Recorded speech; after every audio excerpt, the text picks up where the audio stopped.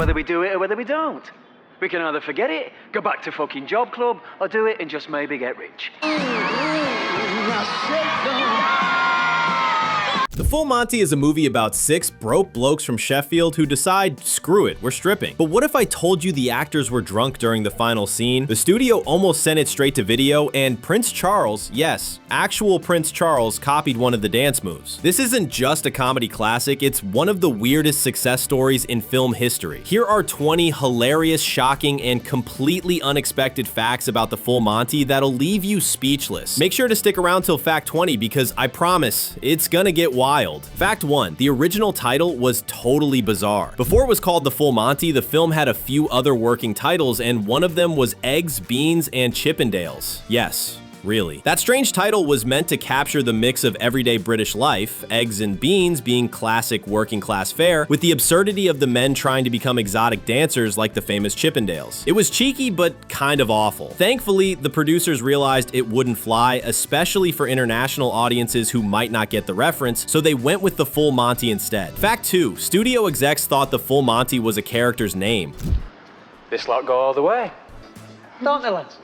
The Full Monty, you lot. When the script for The Full Monty made its way across the Atlantic, the reaction from Hollywood executives was total confusion. See, the phrase The Full Monty is classic British slang. It means going all the way, as in stripping completely naked. But in the US, that phrase meant nothing. So when Fox Searchlight first reviewed the project, execs were baffled. Some of them actually thought Monty was a character in the film, as in, so who's this Monty guy, and why is he full? Yep, even after learning what the phrase meant, the studio was still unsure about the title. They considered changing it to something more obvious for American audiences, like no shirts, no pants, no problem. Thankfully, that never happened. In the end, they stuck with The Full Monty, and the title became as iconic as the film itself, even if nobody in the US knew what it meant at first. Fact 3. Nicholas Lyndhurst was the first pick for Gaz. Before Robert Carlyle stepped into the now iconic role of Gaz, the part was offered to Nicholas Lyndhurst, best known as Rodney from Only Fools and Horses. At the time, Lyndhurst was one of the most recognizable faces on British TV, and producers thought he'd bring star power to the low-budget film. But when he saw the script, he passed hard. According to reports, Lyndhurst thought the movie didn't have much potential. After all, it was a low-budget British film about unemployed men stripping, not exactly a guaranteed hit. In hindsight, big mistake. Carlyle not only nailed the role, but his performance gave the film its emotional core. And Lyndhurst, he's said to have no regrets, but deep down, you've got to wonder if he winces just a little every time someone mentions The Full Monty. Fact 4. Americans loved it, even without understanding a word. When The Full Monty premiered at the Sundance Film Festival in 1997, it got a standing ovation. The crowd laughed, clapped, and completely fell in love with it. But here's the funny part. Most of them didn't actually understand what the characters were saying. The film is packed with thick Sheffield accents and loads of regional slang words like nesh, now, and ginnel that had American viewers scratching their heads. But somehow none of that mattered. The performances were so good and the story so universal that audiences connected with it anyway. In fact, the language barrier was such a known issue that some US theaters even handed out glossaries at the door to help people follow along. It just goes to show, when a film hits the right emotional notes, you don't need subtitles. You just need heart, humor, and a bit of cheeky dancing. Fact 5. Robert Carlyle thought the film was absolute rubbish. You're all right, Reg. Just a cup of tea if you like.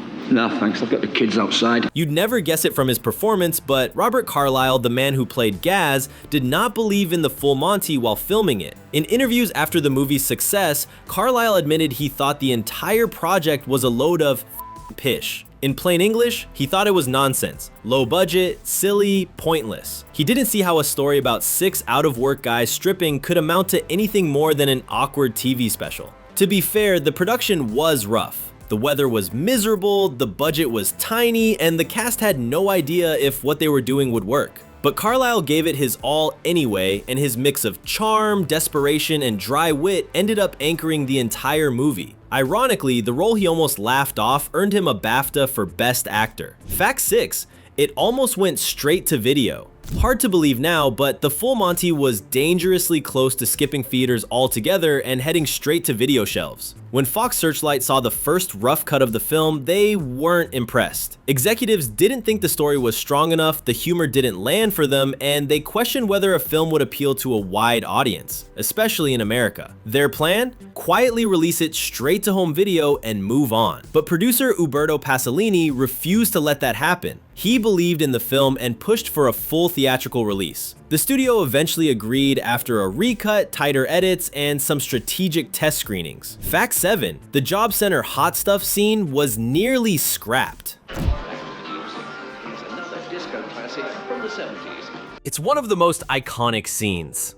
The moment when the guy standing in line at the job center starts subtly grooving to Hot Stuff by Donna Summer as it plays on the radio. No stripping, no dialogue, just perfect awkward rhythm and timing. But believe it or not, that scene almost didn't make it into the film. Studio executives thought the moment felt too unrealistic. Why would a group of depressed, unemployed men suddenly start dancing in public with no prompting? It didn't make sense to them. They wanted it cut. Thankfully, director Peter Cattaneo fought hard to keep it. He saw it as a turning point in the story, a flash of confidence, camaraderie, and comedy that perfectly captured the film's spirit. And he was right. That short scene went on to become one of the most memorable and most parodied moments in the entire movie. Fact 8. Real unemployed men helped inspire the script. Before The Full Monty was even a movie, it started with a real problem. Sheffield's steel industry was collapsing, and thousands of men were suddenly out of work. That's where screenwriter Simon Beaufoy found his story not in fiction, but in the lives of real unemployed steel workers trying to keep their dignity. Beaufoy actually interviewed local men in working men's clubs around Sheffield. He asked about their struggles, their pride, and what it felt like to go from hard labor to having nothing to do. Some told him how tough it was to provide for their families. Others joked about doing anything for cash, even stripping. Those conversations didn't just shape the tone of the movie, they shaped entire characters. The vulnerability, the gallows humor, the sense of community, that all came from real life. Beaufoy later said that without those men, the story would have never had the same heart. Fact 9. It sparked real political debate in the UK. For a film about amateur male strippers, The Full Monty ended up doing something no one expected. It sparked a national political discussion. At the heart of the film was something deeply real: the economic collapse of the steel industry in Sheffield and the devastating effects of unemployment on working-class communities. While the movie used humor and heart to tell its story, it didn't shy away from showing the emotional toll, like men feeling emasculated, families under pressure, and people doing whatever they could to survive. After the film's release, politicians including Tony Blair began referencing The Full Monty in speeches about economic recovery and working-class dignity. It was even cited in Parliament during discussions on labor policy and welfare reform. The movie had unintentionally become a kind of cultural symbol highlighting the human cost of economic change, but in a way that made people laugh, cry, and talk. Not bad for a comedy about stripping. Fact 10. The Spice Girls almost made it onto the soundtrack. At the height of their fame in the late 90s, the Spice Girls were basically unavoidable, and believe it or not, reportedly, there were serious talks about including one of their songs in the Full Monty soundtrack. According to producer Umberto Pasolini, the studio wanted to capitalize on the Spice Girls' global popularity to help market the film, especially in the US. There was even a proposal to include their mega hit Wannabe in a montage scene, but the filmmakers quickly shut that idea down. They felt the poppy, bubblegum vibe of the Spice Girls clashed with the gritty, working-class feel of Sheffield. Instead, they stuck with retro funk and disco hits like Donna Summer's Hot Stuff and Hot Chocolate's You Sexy Thing, which ended up giving the film its now iconic sound. In hindsight, skipping the Spice Girls was the right call. The soundtrack became just as legendary as the film itself, and it never felt forced or trendy. It felt like part of the soul of the movie.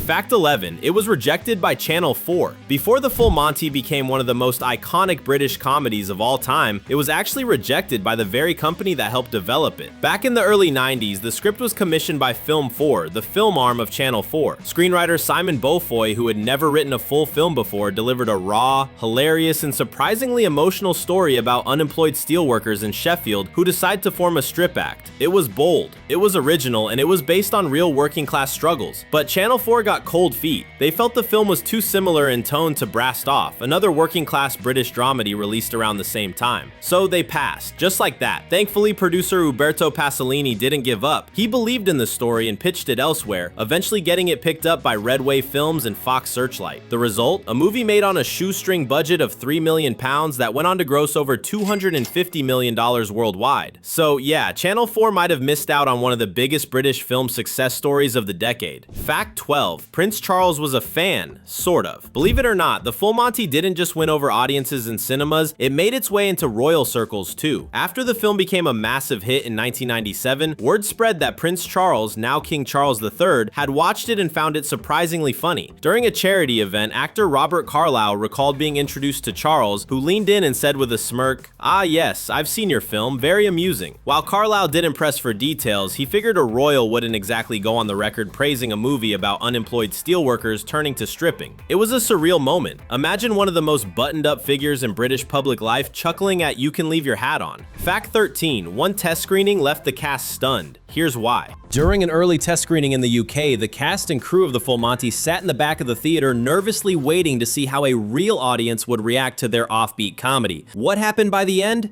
They got a full standing ovation. But it wasn't just polite clapping, it was screaming, cheering, and people literally dancing in the aisles during the final strip scene. According to actor Tom Wilkinson, the energy in the room was like a rock concert. People were so hyped up that a few even started taking off their own shirts in solidarity. That was the moment the filmmakers knew they had something truly special. It wasn't just funny, it was electric. A story about jobless steelworkers trying to reclaim their dignity had somehow become a celebration of life, laughter, and letting go. That screening's wild response gave the studio the confidence to go big with the release, and the rest is box office history. Fact 14. It sparked real conversations about men's mental health. The Full Monty may be remembered for its laughs and that unforgettable final dance, but beneath the humor was something deeply important. A raw, honest look at unemployment, depression, body image, and masculinity. At the time of its release, male mental health, especially among working class men, was a subject rarely discussed publicly, but this film broke that silence. By showing vulnerable, everyday men struggling with their self-worth and coping through humor and friendship, it gave many viewers permission to open up. In fact, some mental health charities in the UK reported a spike in calls and engagement from men shortly after the film's release. The characters felt real because they weren't superheroes or millionaires. They were blokes just trying to get by. Even years later, The Full Monty is used in mental health workshops and men's support groups as a conversation starter. Who would have thought a comedy about stripping could do so much good? Fact 15. The cast actually froze their butts off. That iconic final strip scene. It may have looked hot and confident on screen, but behind the scenes, it was absolutely freezing. The final dance sequence was filmed in Sheffield's Shire Green Working Men's Club, and the actors had to perform the strip multiple times. The kicker? The building didn't have proper heating, and filming ran late into the chilly Yorkshire night. According to Robert Carlyle, it was so cold their breath was showing and other things were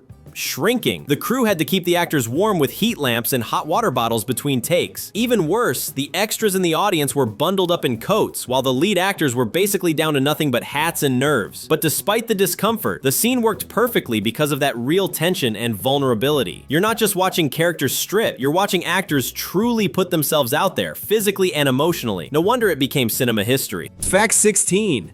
Hot Stuff almost caused a lawsuit. If there's one song people immediately associate with The Full Monty, it's Hot Stuff by Donna Summer. But what many fans don't know is that securing the rights to Hot Stuff almost derailed the entire film. The producers had used the song as a placeholder during early cuts, assuming they'd be able to license it later. Big mistake. By the time the film was ready for release, Donna Summer's team demanded a much higher licensing fee. They knew the scene wouldn't work the same without the song. The production was forced into last-minute negotiations, and at one point, there was a real fear they'd lose it altogether. Thankfully, a deal was reached, likely with a hefty payment. But the close call taught the filmmakers a valuable lesson. Never fall in love with a track unless you own the rights first. And in the end, totally worth it. That scene became one of the most quoted, copied, and beloved in British cinema history. Fact 17.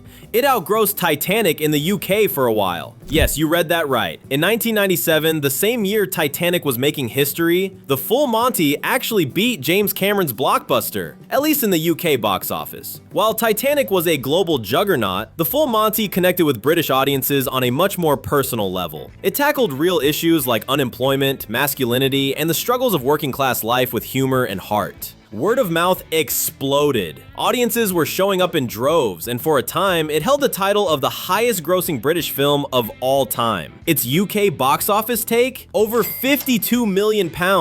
Worldwide? Nearly $260 million. For comparison, that's more than 70 times its budget, making it one of the most profitable films ever made. Critics didn't just love it, audiences adored it. And the fact that it stood toe-to-toe with Titanic in its home country, that's a legacy no one can strip away. Fact 18. The cast really stripped completely and in one take.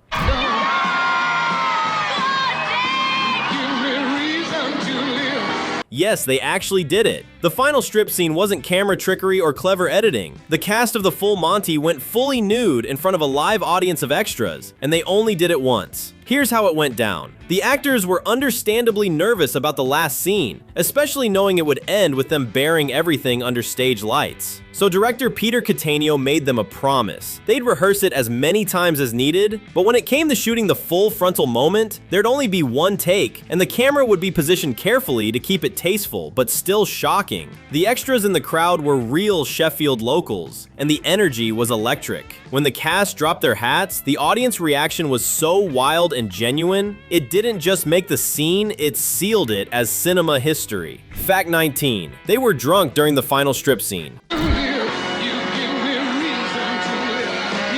You might think stripping in front of a room full of strangers would be terrifying, and you'd be absolutely right. That's why before filming the movie's infamous final scene, the cast decided to loosen up the old-fashioned way, with alcohol. According to multiple cast members, they were all half drunk by the time the cameras rolled. Robert Carlyle said they had bottles of whiskey and beer on hand just to take the edge off. And they weren't the only ones partying. The extras playing the rowdy audience had also been knocking a few back. The set turned into a kind of surreal working men's club, complete with booze, laughter, and real cheering. It might sound unprofessional, but it worked. That wild, high-energy vibe you see in the final scene, that was very real and maybe just a little bit tipsy. Fact 20. The film's score was rewritten at the last minute. Originally, The Full Monty had a completely different musical score, and it just didn't work. Composer Anne Dudley, who would later win an Oscar for her work on the film, initially delivered a more traditional, emotional soundtrack. But when the early edits were screened, producers felt the music was too sentimental and didn't match the film's tone. They needed something with more bite, something funnier, cheekier, and a bit more British. So Dudley went back to the drawing board. She reworked large sections of the score using jazz, funk, and brass band influences, all while keeping things grounded in the working class vibe of Sheffield. The last-minute rewrite paid off. Her revised score blended perfectly with the film's now iconic use of disco classics, giving it that irresistible mix of grit and glamour. And the best part? Dudley's late pivot earned her an Academy Award for Best Original Musical or Comedy Score in 1998. That's The Full Monty from bare bones budget to box office legend. If this video gave you a laugh or taught you something weird you didn't know, give it a like, hit subscribe, and tell us in the comments, would you have joined the strip team or just watched from the pub? Thanks for watching, and don't worry, we're keeping our clothes on for the next one.